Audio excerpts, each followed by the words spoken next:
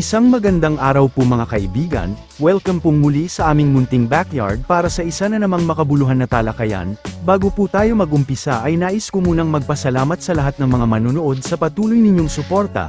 Maraming salamat at mabuhay po kayong lahat. At kung bago ka pa lang sa aking channel ay huwag lang pong kalimutan na mag-like, subscribe at paki-press ng notification bell para laging updated sa mga next videos. Maraming salamat po.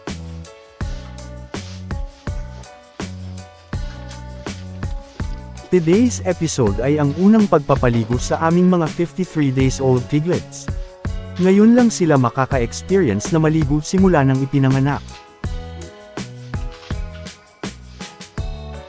Katatapos lang nilang kumain sa rasyon ngayong umaga, nang hihingi na ng Madre de Agua pero mamaya na natin bigyan pagkatapos paliguan at linisin ang kanilang kulungan.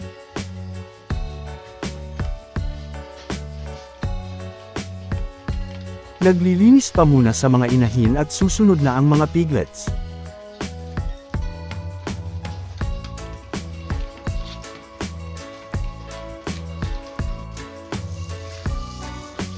Napansin po kasi namin sa mga nagdaang mga araw na parang naiinitin na sila, palaging nakahiga at naglalaro sa patubigan at ito ang iilang mga senyales na gusto na nilang maligo at hindi na natatakot sa tubig.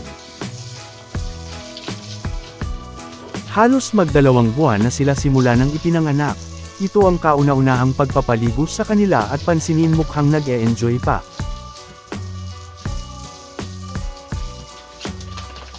Ito na po ang nagiging practice namin na hindi basta-basta nagpapaligo sa mga bagong walay dahil iniiwasan namin ang pagkakasakit nila katulad ng pagtatae, ubo, sipon at iba pang mga karamdaman. Kaya may ibang hog raisers na magtataka na lang bakit biglang nagkakasakit ang mga alaga, malulusog at maliliksi naman ang mahiwalay sa inahin at biglang may sakit. Ito po ang isa sa mga dahilan ng pagpapaligo agad. Lagi po nating tandaan na mahina pa ang kanilang immune system na labanan ang matinding lamig lalo na sa mga bagong awat na mga piglets. Ang nagiging rason ng iba ay may dumi sa kanilang katawan kaya nila paliliguan. Maganda naman po na maging malinis tayo sa mga alaga at ito nga po ang madalas na nirerekomenda. Pero minsan ang sa tingin natin na maganda ay ito pa ang magdadala na magkasakit sila. Hindi po natin alam kung ano talaga ang kondisyon ng mga alaga at kung biglang paliliguan ay dito na po tayo magkakaproblema. Tandaan din po natin na stressful sa kanila ang paghiwalay sa mama pig at huwag na nating dagdagan. Basta panatilihin nating malinis at mag-disinfect ng regular kung kinakailangan sa loob ng kulungan. Katulad ng nabanggit kanina na may mga senyales kung kailan sila gusto ng maligo o di na natatakot sa tubig. Ang madalas na paghiga at paglalaro sa may tubigan, paghiga sa feeder, panay ang inom, medyo hinihingal at marami pang iba. Mapapansin naman natin di po ba habang maglilinis tayo gamit ang tubig ay umiiwas sila. Yan po ang isang sign na ayaw pa nila sa tubig dahil malamig pa sa kanila.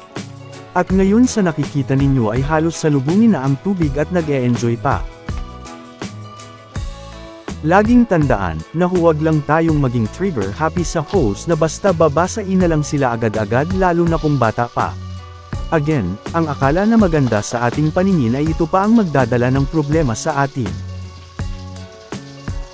Sa nakalipas na mga araw ay nagkaroon ng mga butlig ang isa, binigyan na ng dewormer, antibacterial ng 3 araw at nag-second shot ng dewormer uli after 15 days ng unang pag-deworm. Ngayon ay gumagaling na at nagtutuklapan na ang parang peklat, kaya sinasabon na para maalis ang mga dumikit na mga parasites at dumi sa kanilang katawan.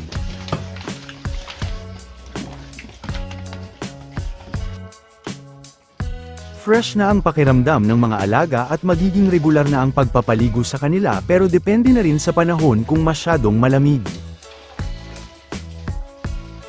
Ibigay na ang kanilang reward, ang Madre de Agua, mayaman po sa protina at calcium ang halaman na ito.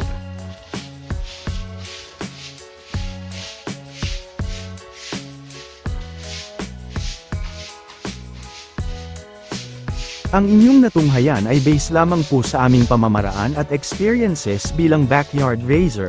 Maaaring hindi angkop ang aming pamamaraan sa ibang mga nag-aalaga. Daghang salamat sa inyong oras sa panonood at happy farming po mga kaibigan.